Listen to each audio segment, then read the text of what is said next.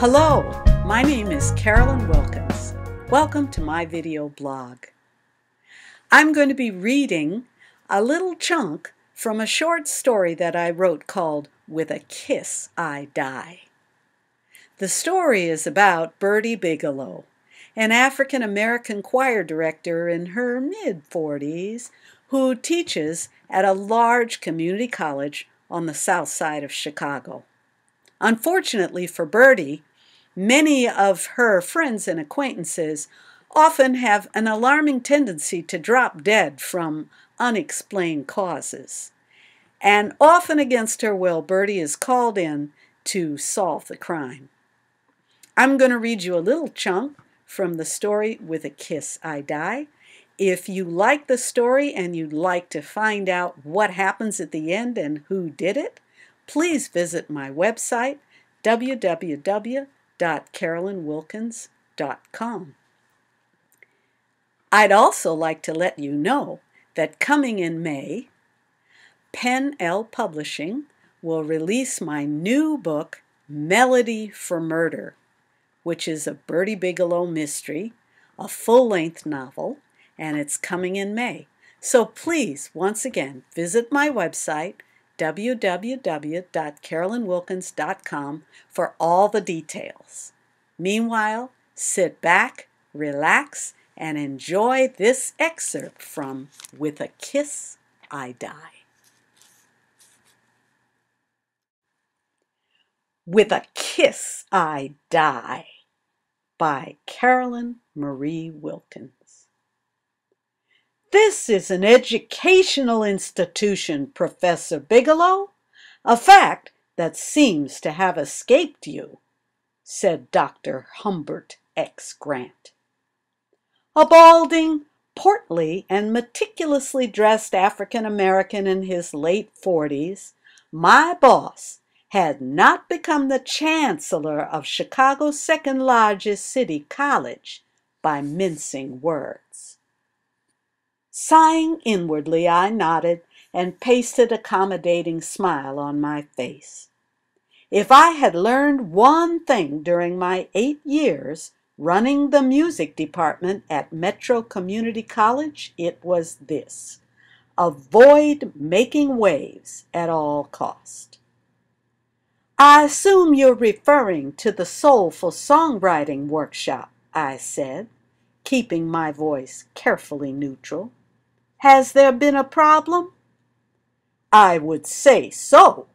Your guest lecturer has refused to set foot in the classroom unless he is paid in advance. In cash, I might add. A vein on Dr. Grant's left temple had begun to throb. Highway robbery, that's what it is. The man knows the workshop is already scheduled. We've been advertising it for weeks. Terrence Grimes is one of the most successful record producers in the business, I said in my most soothing voice. This is his first venture in the academic world. I'll talk to him. You'll do no such thing, Dr. Grant snapped. I should never have let you talk me into doing this in the first place. Inform Mr. Grimes that his workshop has been canceled. Normally, I would have let the matter drop, but these were not normal circumstances. Terrence Grimes was the closest thing I had to a musical soulmate. For 6 glorious months during our senior year at Hyde Park High, the two of us had been inseparable. He wrote beautiful songs, and I sang them. It had been a musical match made in heaven. Terry and I are old friends, I said. I'm sure we can work something out. I suppose I should have told Dr. Grant the truth. After graduation, Terry and I had gone our separate ways. It had been years since we'd seen each other. I had followed his career, though. His move to L.A., the hit songs he'd written for Beyonce and Rihanna, his marriage to and divorce from a rising Hollywood starlet. When Terry called me 6 months ago and offered to teach a one-day workshop at Metro College, I was surprised. Metro's gritty inner-city campus was a far cry from the glamorous life he'd made for himself in L.A. Had something happened with his A&R job at Sony Records? When I questioned him about it, Terry put me off.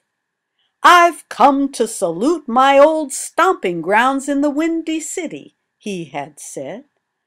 "Like the salmon and the swallow, I am compelled to return home at least once before I die." His answer hadn't made a whole lot of sense to me, but Terry always did have a flair for the dramatic. Whatever his motives for coming to Chicago, I wanted to help if I could. I owed the man that much, if only for old time's sake. "Please, Dr. Grant," I said, "there are over 100 students enrolled in Terrence's workshop. If this thing gets canceled, there are going to be a lot of disappointed students wandering the hallways tomorrow night."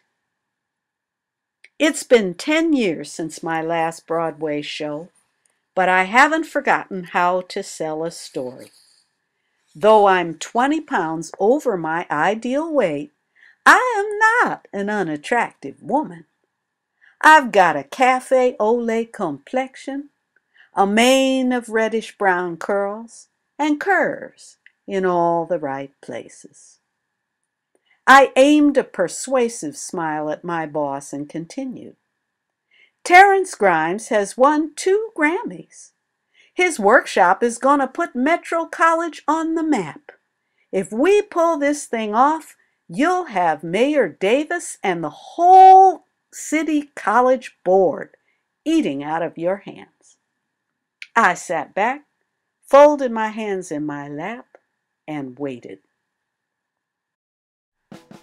I don't think I'll be giving too much away if I tell you that Bertie's Soulful Songwriting Workshop does not go quite the way she planned.